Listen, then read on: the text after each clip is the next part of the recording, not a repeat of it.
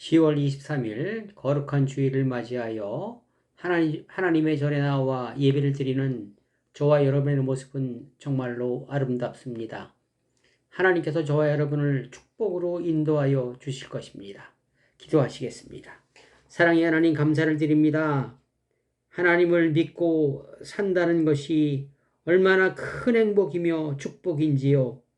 내 삶을 책임지시는 하나님이시기에 나도 작은아마 주님이 맡기신 사명 감당하며 살아가게 하여 주옵소서. 예수 그리스도의 이름으로 간절히 기도드리옵나이다. 아멘. 여러분, 주일은 저와 여러분을 위해서 존재하는 것이지요. 하나님을 위해서 있는 것이 아닙니다. 나를 위해 만드신 것이지만 그것을 알고 이용하는 사람도 있고 그것을 알지 못해서 이용하지도 못하는 사람들도 있습니다. 준비하신 축복 참 많이 있습니다.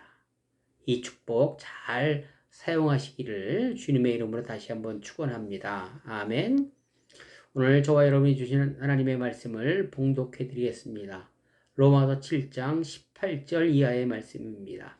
너무나 유명한 말씀이지요. 내 속 곧 내 육신에 선한 것이 거하지 아니할 줄을 아노니 원함은 내게 있으나 선을 행하는 것은 없노라. 내가 원하는 바 선은 행하지 아니하고 도리어 원하지 아니하는 바 악을 행하는도다. 만일 내가 원하지 아니하는 그것을 하면 이를 행하는 자는 내가 아니요 내 속에 거하는 죄니라.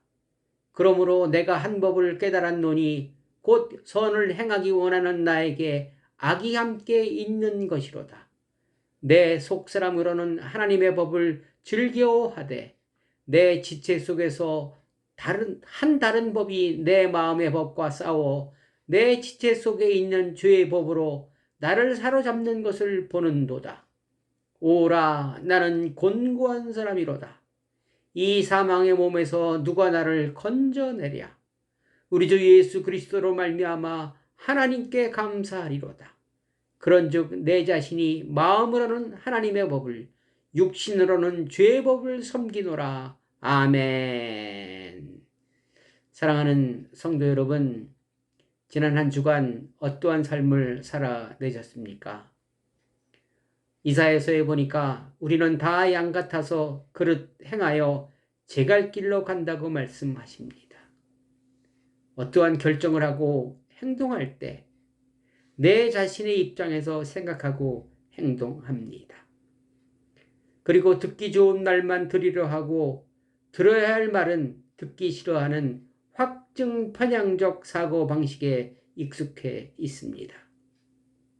지난주 사울왕도 예외는 아니었습니다. 자신의 입장에서 생각하고 행동하다가 하나님으로부터 경고받았습니다. 하나님의 마음과 하나님의 방법은 생각이 없었습니다. 경고를 받았으나 돌이키지 아니하고 고집부리다가 버림을 당하는 결과를 초래하였습니다. 왜 우리는 제 갈 길로 가는 것일까요? 본문을 통하여 도전받아 보겠습니다. 본문은 사도 바울의 유명한 고백입니다. 누구나 다 알고 있습니다. 우리 마음에 우리는 살아가면서 두 가지 마음을 가지고 살아간다고 합니다. 하나는 선한 마음이며 다른 하나는 악한 마음이라고 합니다. 21절에 보니까 선을 행하기 원하는 나에게 악이 함께 있는 것이로다. 이렇게 이야기합니다. 마음은 선을, 그리고 육체는 악을 원한다는 것입니다. 마음에는 이웃이 있지만 실제로는 나를 위하여 일한다는 것입니다. 이러한 법에서 우리는 헤어나오기가 탈출하기가 힘들고 어렵다고 결론짓고 있습니다. 저와 여러분의 마음과 생각을 사도 바울이 대신 정확히 대변해주고 있는 말씀이기도 합니다. 그 누구도 부인할 수 없는 말씀이지요. 두 가지 마음을 가지고 살아가기에 제 갈 길로 가는 것입니다. 나를 위하여 살아가게 되어 있는 것입니다. 마음에는 원이나 육신이 연약하기에 육신을 이기지 못하여 살아가고 있는 것입니다. 고린도후서 7장 10절 이하의 말씀을 보니까 하나님의 뜻대로 하는 근심은 후회할 것이 없는 구원에 이르게 하는 회개를 이루는 것이요 세상 근심은 사망을 이루는 것이니라. 이렇게 말씀하십니다. 저와 여러분은 어떠한 일로 근심, 걱정, 염려하며 살아갑니다. 그게 무슨 일일까요? 대부분이 세상 걱정이지요. 그 중에서 가장 큰 근심과 걱정은 뭐니 해도 돈입니다. 그러기에 돈만 있으면 만사형통하리라 생각하고 돈의 노예가 되어 살아가고 있습니다. 날개가 달려서 펄펄 날아가는 돈을 쫓으려고, 잡히지 않는 돈을 쫓으려고 살아가고 있는 것입니다. 돈 때문에 웃고 돈 때문에 눈물 흘리는 삶을 살아갑니다. 그러다 보니까 눈에 보이는 것이 전부라 생각하고 살아갑니다. 에레미야 44장 이하의 말씀을 보니까 기가 막힌 얘기가 있더라고요. 우리와 우리 선조와 우리 왕들과 우리 고관들이 유다 성읍들과 예루살렘 거리에서 하던 대로 하늘의 여왕에게 분향하고 그 앞에 전제를 드리리라. 그때에는 우리가 먹을 것이 풍부하며 복을 받고 재난을 당하지 아니하였더니 우리가 하늘의 여왕에게 분향하고 그 앞에 전제를 드렸던 것을 패한 후로부터는 모든 것이 궁핍하고 칼과 기근에 멸망을 당하였느니라. 이렇게 말씀하십니다. 하나님께서는 에레미야를 통하여 백성들이 애굽으로 내려가지 말라고 경고하셨습니다. 그러나 그들은 육체의 법을 따라 애굽으로 내려갔습니다. 그냥 좀 가면 좋을 텐데 입으로 가장 큰 죄악을 말하면서 육신대로 행동했습니다. 1월 성신에게 우리가 제사를 드릴 때 먹을 것이 풍부하고 재난을 당하지 않는 하늘의 여왕에게 분향하겠다고 결정했습니다. 하나님을 섬길 때는 먹을 것이 없고 모든 것이 궁핍했다고 스스로 말하고 있습니다. 우리 주변에도 많지요. 예수님을 믿으면 잘 된다고 복 받는다고 해서 교회에 나왔는데 성이 차지 않으니까 잘 되지 않아서 교회를 떠난 사람들이 의외로 많습니다. 가룟 유다는 예수님을 따라다니다가는 자신이 생각하고 있는 목표를 이루지 못할 것이라 판단했지요. 은 30에 예수님을 팔아 넘겼습니다. 은 30의 가치는 얼마일까요? 출애굽기 21장 32절에 소에 바쳐 죽은 종의 몸값이 은 30세겔입니다. 얼마 안 되는 돈이지요. 그때는 종이 사람으로 취급을 받지 못했으니까 예수님을 종의 몸값으로 팔았던 것입니다. 결과 배가 터져 창자가 흘러 나왔다고 기록하고 있습니다. 말라기 1장 10절 보니까 너희 중에 성문 닫을 자가 있었으면 좋겠도다. 내가 너희를 기뻐하지 아니하며 너희가 손으로 드리는 것을 받지도 아니하리라. 이렇게 말씀하십니다. 제사장들이 성전에서 분향을 하는데 하나님께 예배를 드리는데 하나님이 드리는 원하시는 것이 아닌 자신들이 생각하는 방법으로 분향을 예배를 드렸기에 차라리 성전문을 닫았으면 좋겠다고 말씀하고 계십니다. 이 기록은 세상의 법이 지배하는 세상을 비유하는 말씀이기도 하지요. 또한 이스라엘의 아합 왕은 어느 왕보다 하나님의 분노를 자아냈던 왕이지요. 열왕기상 16장 34절에 보니까 그 시대에 베델 사람 히엘이 여리고를 건축하였는데 터를 쌓을 때 맏아들이 죽었고 성문을 세울 때 막내 아들이 죽었다 기록되어 있습니다. 여리고성은 건축하지 말라고 하나님이 무너뜨린 것이기에 건축하지 말라고 여호수아 6장 26절에 기록되어 있습니다. 그런데 여호수아 이후에는 그 여리고를 건축하는 사람이 없다가 이 아합 시대에 여리고를 건축한 사람이 나왔다는 거예요. 왜 아합 시대에 나왔을까요? 우연의 일일까요? 아닙니다. 지위가 높은 사람들이 세상적으로 살아갈 때 백성들도 따라간다는 의미일 것입니다. 윗물이 맑아야 아랫물도 맑다는 속담이 틀리지 않은 것입니다. 저와 여러분들은 성도들이지요. 특별히 구별된 사람들입니다. 세상의 사람들과는 차원이 다른 사람들인데 내 인물을 모르고 내 직책을 모르고 내 계급도 모르니 세상을 쫓아 세상 그림 속에 살아가고 있다면 삶의 대부분이 세상의 염려와 근심 속에 살아가고 있습니다. 저와 여러분들도 크게 다르지 않을 것입니다. 본문에서 바울도 이런 사실을 인정하고 있습니다. 우리보다 믿음이 큰 바울도 흔들리는데 오라 곤고한 사람이라며 이 사망의 몸에서 누가 나를 건져내랴 한탄하고 있는데 우리야 오죽하겠습니까?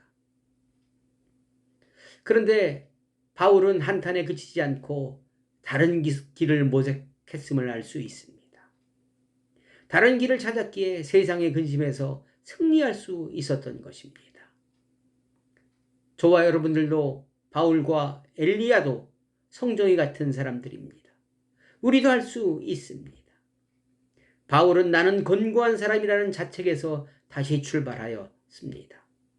내가 이렇게 살아가는 것이 정말 옳은 것인가 뒤돌아 보았습니다. 그래도 내가 하나님의 일꾼인데 성도인데 이러면 안 되지 생각했을 것입니다. 그는 세상의 근심에서 방향을 돌려 하나님을 위한 근심으로 방향을 틀었습니다.